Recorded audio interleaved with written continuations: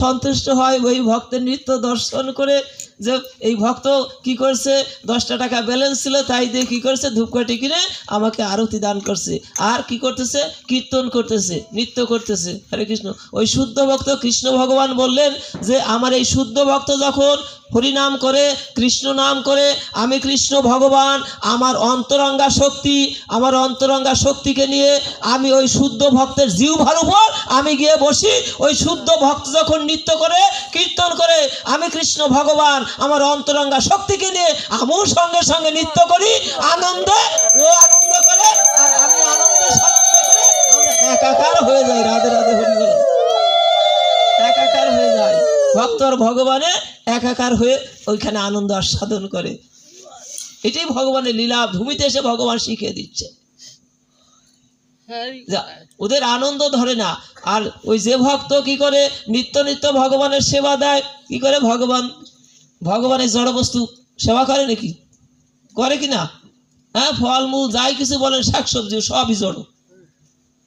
এই জড় বস্তুটা চিন্ময় হয় কখন, ওই জড় বস্তুটার উপর যখন তুলসী পত্রটা দেয়। রাধে রাধে হরি বলো। তুলসী পত্র দিয়ে যখন একটু ওই গঙ্গা জল দিয়ে ওই তুলসী পত্র দিয়ে যখন ভগবানকে আত্মসমর্পণ করে, বলে বলে প্রভু এই যে গঙ্গা জল তুলসী দিয়া ওই ভোগ তোমাকে নিবেদন করলাম, তুমি কৃপা করে প্রসাদ পাও। রাধে রাধে হরি বলো। তুমি সেবা করো।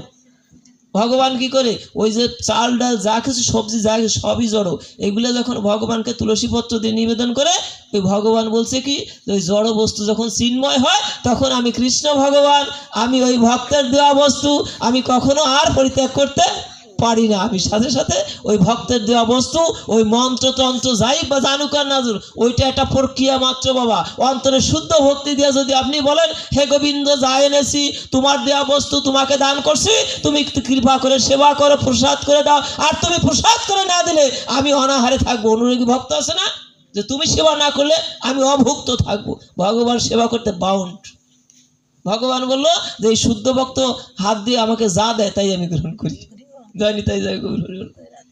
অপূর্ব বার্তা লীলায় যে ওই শুদ্ধ ভক্তের অন্তরে শুদ্ধতা এমন ভাবে হয়েছে, ওর দেওয়া বস্তু আমি আর উপেক্ষা করতে পারি না, আস্বাদন না করে আমি উপেক্ষা করতে পারি না। শুদ্ধতার মাঝে দিতে হবে। রাধে রাধে। অন্তর শুদ্ধ করতে হবে। চণ্ডালিনী দিয়েছে না সৌবরী, হ্যাঁ, সৌবরী যখন ফল দিল, ওই যে মাতঙ্গ ঋষি বলে গেছিল সবরীরে যে তোমার প্রভু রামচন্দ্র আসে, একটা আত্মবিশ্বাস ছিল, প্রভু আজ আসুক কাল আসুক আসবে। এখন যখন ওই ফলগুলি আনতেন সংগ্রহ করে, বনের সব ফল কি ভালো নাকি, কিছু আছে বিষ ফল আছে না, ওইটা আগে সবরী নিজে সেবা করে। যদি বিষ ফল হয়, যদি বিষ ফল হয় খেয়ে মরে যায় আমি যাব, কিন্তু আমার প্রভুকে ওইটা নিবেদন করতে পারবো না। সুমিষ্ট যেটা ওইটা রামচন্দ্রায় নম বলে ওইখানে রাখে।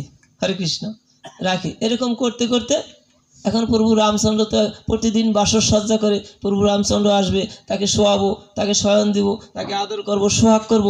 কিন্তু হঠাৎ করে যখন একদিন প্রভু রামচন্দ্র এসেছে, প্রভু রামচন্দ্র আসার আগে ওই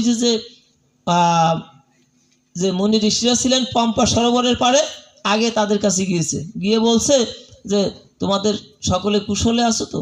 বলে যে সবই ঠিক আছে, কিন্তু আমাদের একটা বিপদের ভিতর আছি। বলে বিপদটা কি?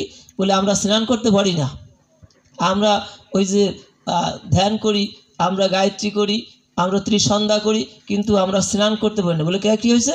বলে যে পম্পা সরোবরে স্নান করতাম, ওই পম্পা সরোবরে ওইখানে এক চণ্ডালিনী থাকে মাতঙ্গ ঋষির আশ্রমে, ওই চণ্ডালিনী এসে কি করছে, ওই চণ্ডালিনী একদিন স্নান করছে। বলে দেখছে, ভোরবেলা উঠে দেখে কি ব্রহ্ম মুহূর্তে ওই সবরই স্নান করছে।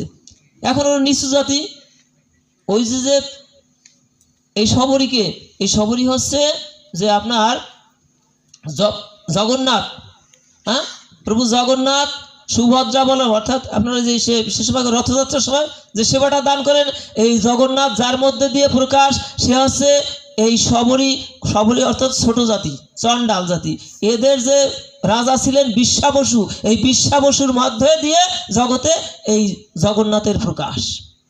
তাই সবরী নিচু জাতি, এই সবরীকে দেখছে স্নান করতে, এখন বললো যে ওই পম্পা সরোবরে আমরা আর স্নান করব না, নিচু জাতির সন্তান, ও স্নান করছে, ও জল নষ্ট হয়ে গেছে।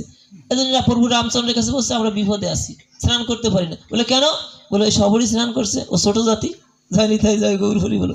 এইবার যখন গিয়েছে সবরীর নিকটে, গিয়ে দেখে ওই যে ফলগুলো প্রতিদিন নিবেদন করে করে রাখছে, স্তূপাকার হয়ে গেছে।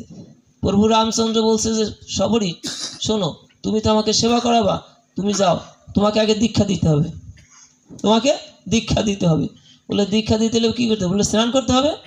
বলে স্নান করবো কোথায়, একবার স্নান করছি, এই একবার স্নান করার পরে আমি বড় অপরাধী হয়েছি, একবার স্নান করে বড় অপরাধী হয়েছি। কি অপরাধী হয়েছি?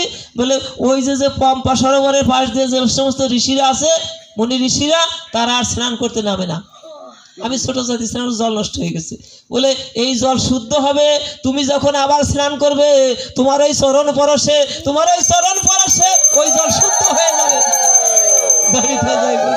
যাও তুমি স্নান করে এসো।